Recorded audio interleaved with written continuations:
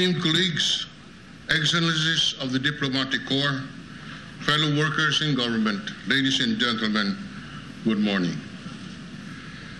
Today, we open the third and last regular session of the 16th Congress. This being the last session of Congress in the Aquino administration, we take this opportunity to report on what we have done for the past 5 years and what we will do in the remaining year. We can proudly report to the Filipino people that we have been pursuing reforms to propel our nation to greater economic, political, and social heights. As the leader of this august chamber, I am proud of our accomplishments.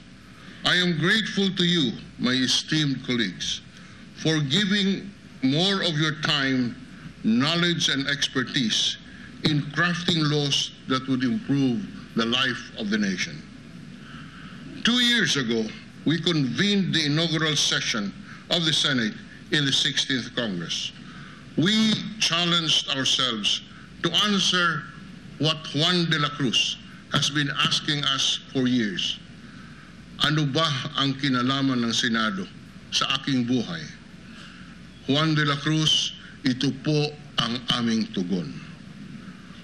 On good governance, during the first Sona of the President in 2010, he cited the excesses of the GOCCs, as in the case of the MWSS.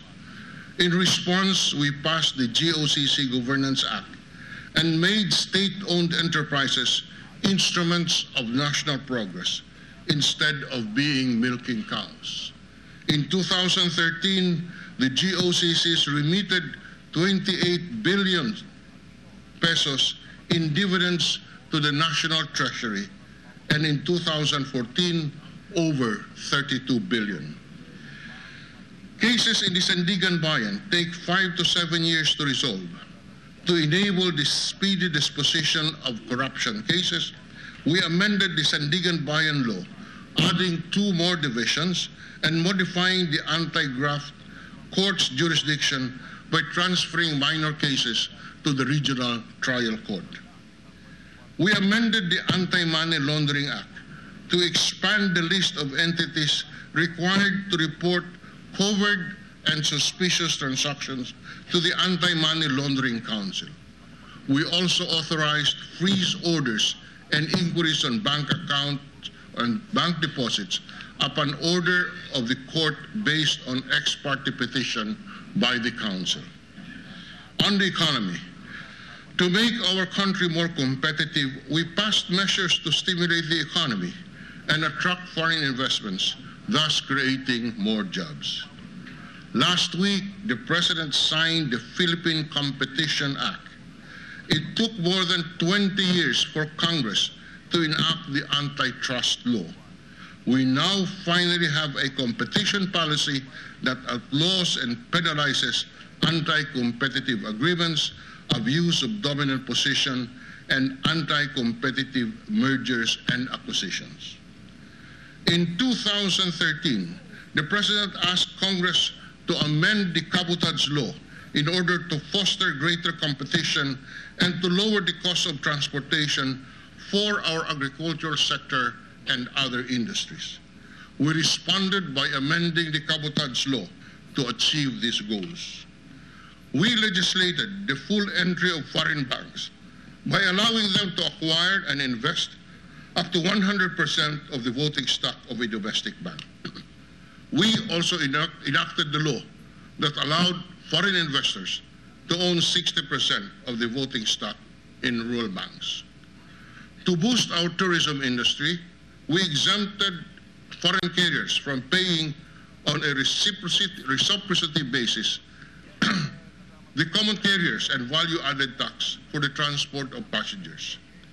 To strengthen the insurance industry and make it more resilient to shocks, we enacted the revised insurance code, which imposed more stringent capitalization requirements. On health, we have not neglected the social needs of our people. For more than 10 years, our excise taxes on tobacco and alcohol favored certain brands. We responded with the passage of the sin tax reform law. It leveled the playing field. Thus, we generated an additional excise tax collection of over 50 billion pesos last year.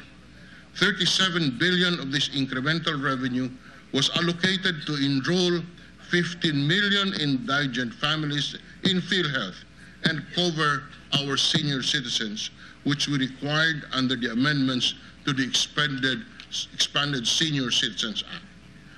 The National Health Insurance Act demonstrated our commitment to provide health care to each and every Filipino, especially our indigents. The Graphic Health Warning Act compelled cigarette companies to graphically demonstrate in cigarette packs the deadly effects of smoking. The Responsible Parenthood and Productive Health Law was one of the most difficult reform measures enacted by this Congress.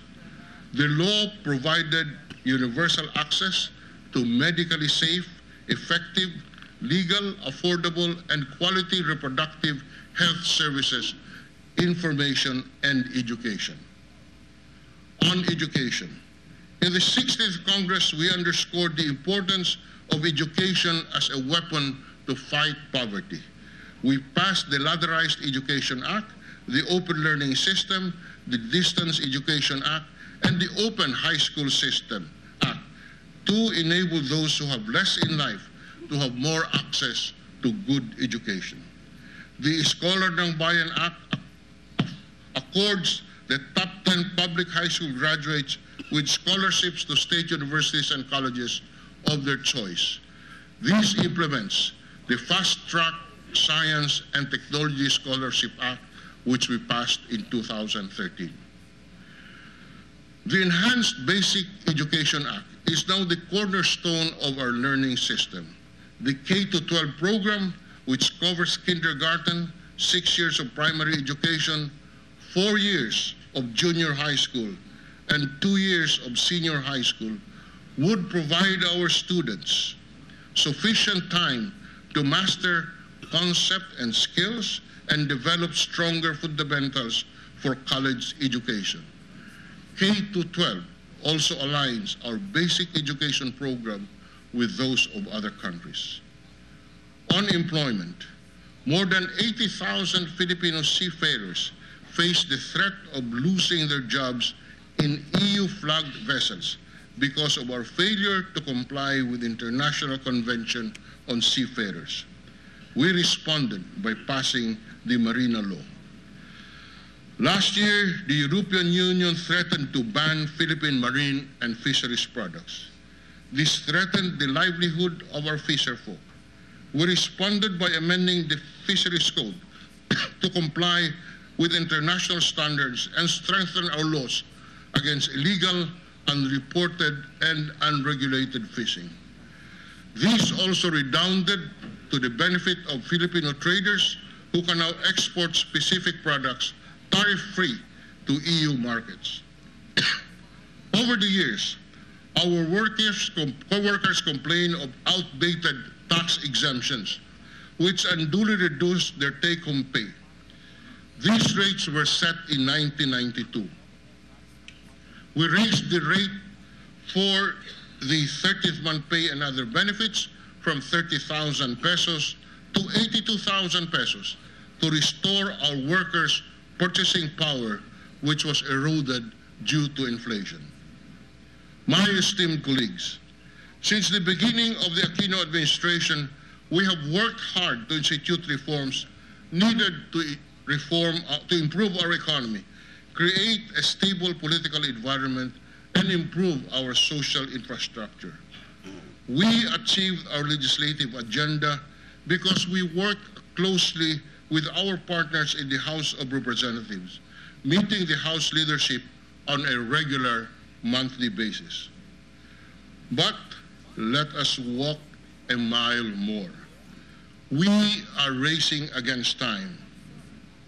We must set aside political interest and think of solutions to the nation's pressing problem. Let us remind ourselves that we are here to serve the people and not special interest groups. We should continue in the last regular session of this Congress, and even beyond, the pursuit of good governance and the audacity to implement meaningful reforms, no matter how unpopular or painful they may be. We will scrutinize the national budget. We will pass it on time this year, as we have done in the past 5 years, so that government will not operate on a reenacted budget. If you recall, because of the reenacted budget, the previous administration converted the entire General Appropriations Act into a single lump sum appropriation. We assure our people that the pork barrel system is a thing of the past. We will continue to promote lasting peace and sustainable development in Mindanao through a Bangsamoro Basic Law that is consistent with our Constitution. On the economic front, we will create a better policy environment for public-private partnerships. The recently inaugurated Manila-Cavite Expressway took 4 years to finish because of the gaps in the Build, Operate, and Transfer Law and the Law on Acquisition of Right-of-Way. We will address these gaps. To enhance trade and commerce, we will pass the Customs and Tariff Modernization Act. This will introduce full automation of customs procedures and strengthen the Bureau of Customs risk management, revenue collection, and enforcement system.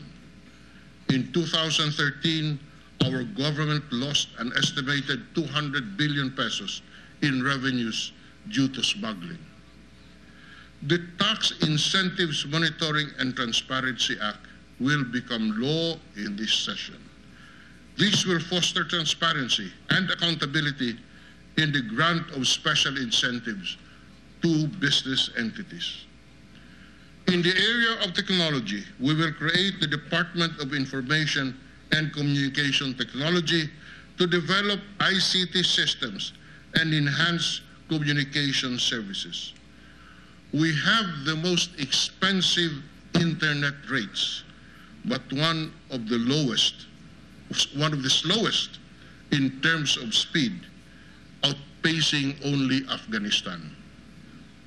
We will modernize Pag-asa. We will equip our Weather Bureau with state-of-the-art facilities and technologies. My esteemed colleagues, we have seen the vigor and enthusiasm of our people to participate in the life of our nation. We have heeded their intense calls for meaningful reforms. All our hard work will rake in huge dividends in improving the life of Juan de la Cruz, strengthening the economy, creating a stable political system, and providing social protection to our citizens. I am confident that they appreciate our collective efforts to institutionalize these reforms. I note with pride that our people have become more zealous and vigilant to protect our gains.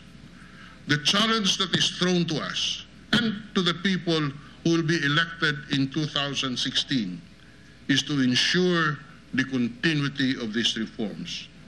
We must ensure a bright and promising future for the younger generation and the generations yet unborn. That, my esteemed colleagues, will be our priceless legacy. God bless the Philippines. God bless the Filipino people. God bless the Senate. Maraming salamat po. At natunghayan nga natin ang naturang speech ni Senate President Franklin Drilon kanina sa pagbubukas ng third regular